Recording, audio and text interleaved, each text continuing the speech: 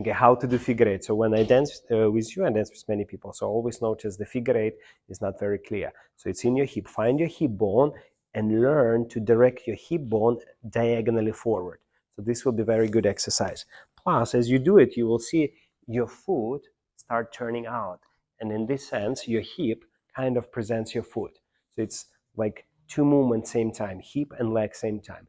Now, once your hip in diagonally forward, you can use that foot to start directing your hip side and then push this hip all the way back, hip bone back, as you rotate your thigh. But very important not to take your shoulders with the hip, keeping shoulders in exactly the same direction. So it's opposite from the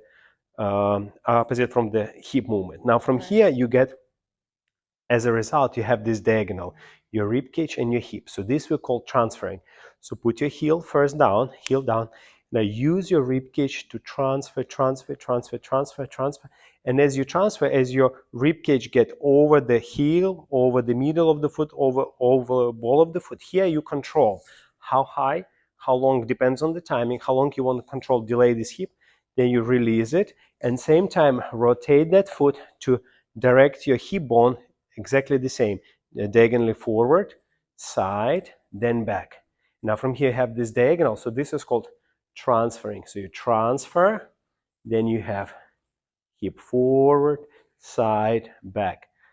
Transfer, hip forward, side, back. Transfer, forward, side, back. Transfer. Now, movement of the hip forward, we call it pendulum change. So this is called pendulum change because hip is like this, move like a clock, pendulum change. Now, as you move your hip side, we more call it compression. So you start to compress and your hip start going side. And as hip going back, we call it rotation. So you have a pendulum, you have a compression, you have a rotation. And now from here, we have most important transferring. Pendulum, compression, rotation. So you have four major actions. So you have a transferring action, you have a pendulum action, you have a compression, you have a rotation. Transfer, pendulum, compression, rotation.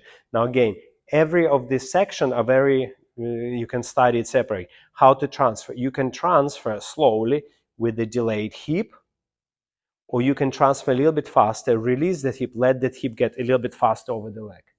So say when you do round bound, count 4-1, you want to delay that hip, go 4 and 1 and. If you're doing cha-cha on count 1, you want to transfer, change pendulum much faster.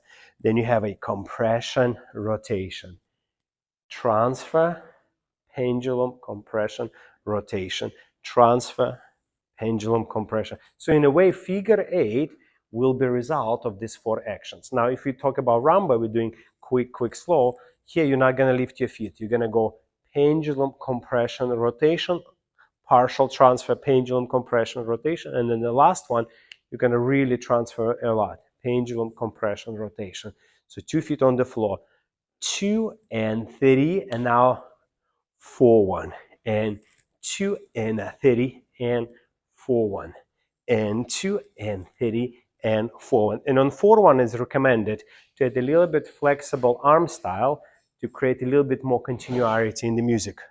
Yes, and then on 2-3, better keep arm here. 3 and 4 and 1 and 2 and 30 and 4 and 1 and. Now for the man, as you dance, you want to more focus on the transferring with your ribcage movement. For the lady, you want to focus more on the pendulum compression rotation, especially that pendulum.